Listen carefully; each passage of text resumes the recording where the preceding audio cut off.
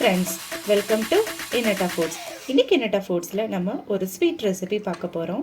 இந்த sweet recipe ரொம்ப சிம்பிளாக, குயிக்காக, அதே சமயம் வீட்டில் இருக்க பொருட்களை வச்சு நம்ம செஞ்சிடலாம். நம்ம வீட்டுக்கு திடீர்னு கெஸ்ட்டு வந்தால் கூட இந்த ஸ்வீட்டை நம்ம செஞ்சு கொடுக்கலாம்.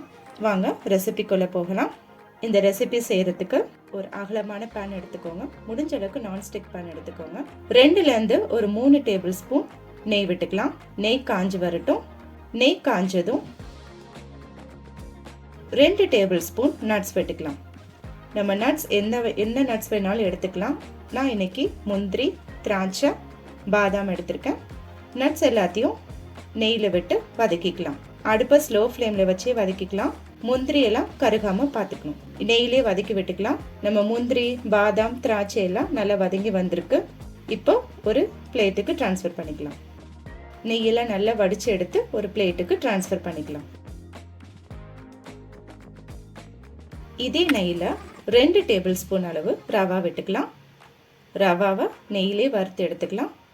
ரோஸ்டட் ரவா இருந்தாலும் சரி, இல்லை ரோஸ்டட் இல்லாத ரவா கூட நம்ம யூஸ் பண்ணிக்கலாம். ஆனால் ரவா இந்த ஸ்வீட்டுக்கு நம்ம ரவாவை நெய்யிலே வதக்கி எடுத்துக்கணும்.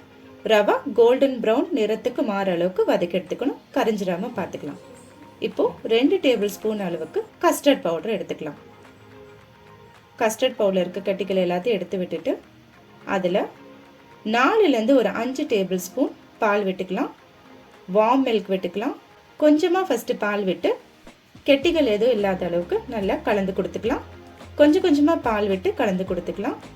பால் மிதமான சூட்டில் இருக்கிற மாதிரி பார்த்துக்கணும். நல்லா கலந்து கொடுத்துக்கலாம். பாருங்கள், கெட்டிகள் எதுவும் இல்லாமல் நல்லா இருக்குது. கெட்டிகள் எதுவுமே இல்லை. இப்போது நம்ம ரவா கோல்டன் ப்ரௌன் நிறத்துக்கு வந்திருக்கு. 1/2 லிட்டர் பால் இந்த ரவாவில் கலந்து விட்டுக்கலாம். பால் கொஞ்சம் கொஞ்சமாக விட்டுக்கலாம். ஃபஸ்ட்டு கொஞ்சமாக பால் விட்டுட்டு ரவா எல்லாமே அந்த பாலை கலந்து கொடுத்துக்கலாம். கெட்டிகள் எதுவும் ஆகாத அளவுக்கு நல்லா கலந்து கொடுத்துக்கலாம். கொஞ்சம் கொஞ்சமாக பால் விட்டு கலந்து கொடுத்துக்கலாம். கைவிடாமல் கொஞ்சம் கலந்து கொடுக்கணும்.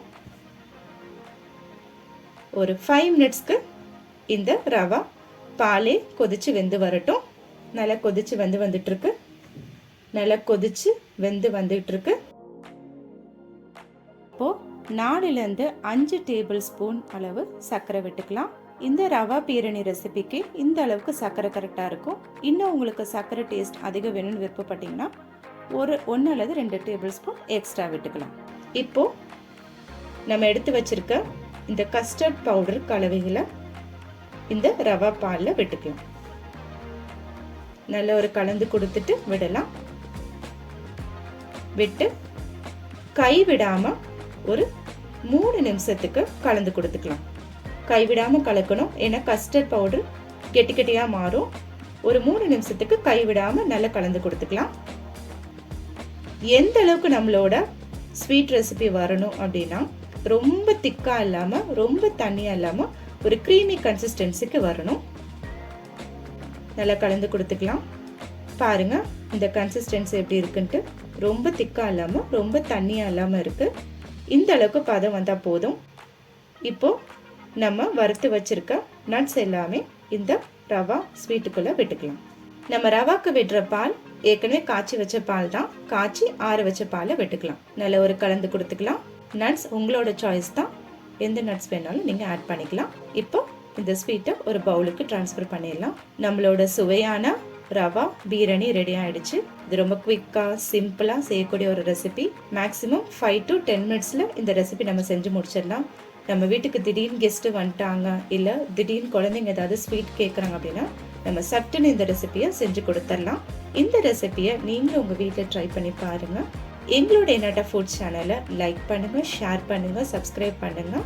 முடிஞ்ச அளவு உங்கள் ஃப்ரெண்ட்ஸ் சர்க்கிளே ஷேர் பண்ணி விடுங்க. மீண்டும் உங்களை அடுத்த ரெசிபியில் சந்திக்கும் வரை பாய், டேக் கேர்.